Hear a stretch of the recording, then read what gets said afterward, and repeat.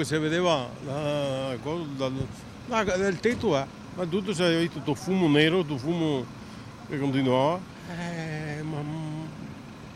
Ma fuoco mai visto. 8:20 Camponogara, via 4 novembre. Dal tetto di questa casa laboratorio inizia ad uscire un denso e acre fumo nero. Lo nota il figlio dei residenti e anche un passante che avverte una pattuglia della Guardia di Finanza di Milano, ferma a poca distanza per un posto di blocco. L'allarme è immediato. La nebbia fitta avvolge tutto il paese. Sul posto arrivano 16 operatori dei vigili del fuoco.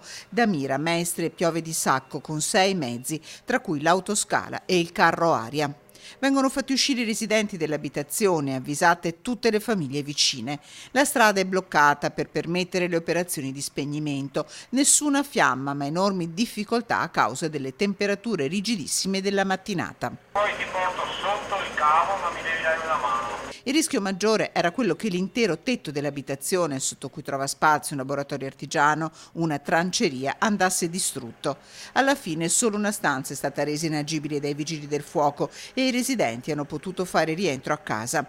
Concluse le operazioni di messa in sicurezza, è già iniziata la fase delle indagini. A causare il fumo potrebbe essere stato un cattivo funzionamento del camino dell'abitazione, ma questo sarà stabilito con certezza nei prossimi giorni.